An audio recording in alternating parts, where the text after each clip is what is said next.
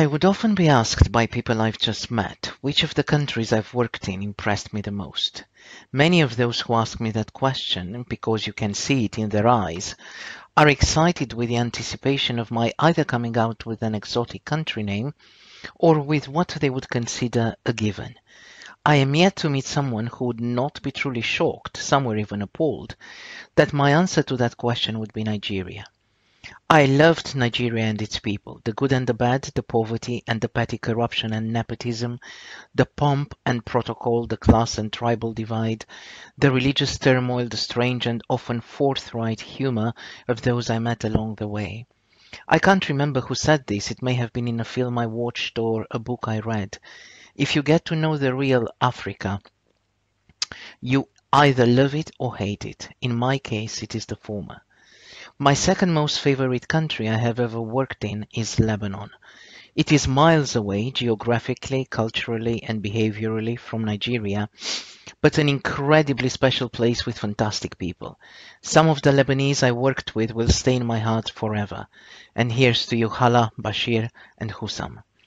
When we move from the comfort of our chairs and really seek to understand other cultures, peoples, religions, and societies, we ourselves become better and more enriched by the intellectual experiences those exposures provide us with.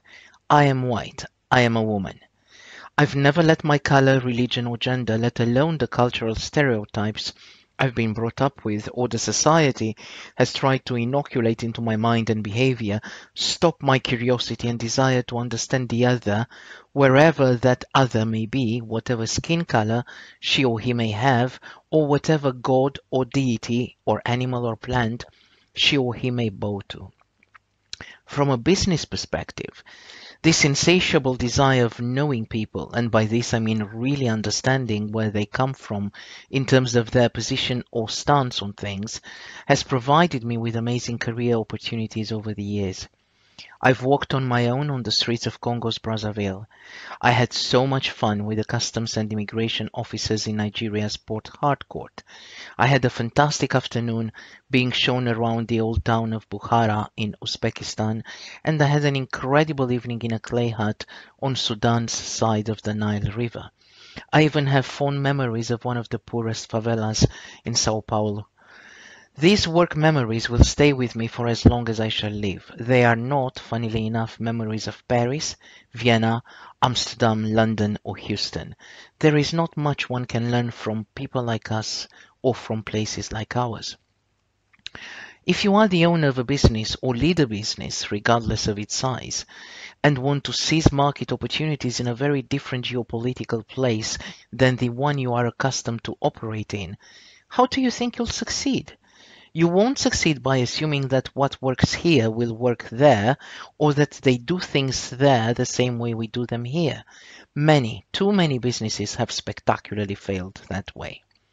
Culture, national, regional, societal, tribal, and even corporate, is all about people.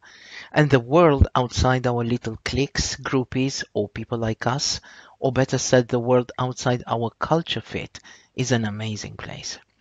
The fact that someone was born with a different skin color than yours makes them no better or no worse than you are. They are just different. The fact that someone believes in Allah while you believe in Buddha makes them no worse nor better than you are. They are just different. And the fact that someone is not accustomed to wearing dress shoes because they couldn't afford a pair until they were 18 makes them no better nor worse than you are. They are just different. There is an incredible amount of unlocked potential, entrepreneurial spirit, and talent across the Black, Asian, and various religious and cultural communities out there. Many are simply fed up or even afraid to have to prove their worth and value at every step of the way. Many are tired by trying too hard for too long to fit in our really messed up business and corporate ideals of fit and culture. Take a look at the industry you work in and see how many books, journals, special editions, newsletters, or whatever have been dedicated to those who are not like you. Not to their minority angle, as in skin color or gender, but to their brilliance, ingenuity, entrepreneurial spirit, and passion. If you are a white man or woman and have watched this video so far, allow me to ask you some questions.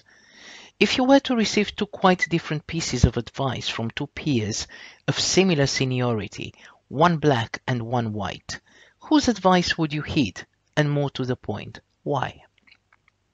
How many minority representatives have you ever taken out for a drink or a meal just because you wanted to get to know them better as a friend, not as an asset?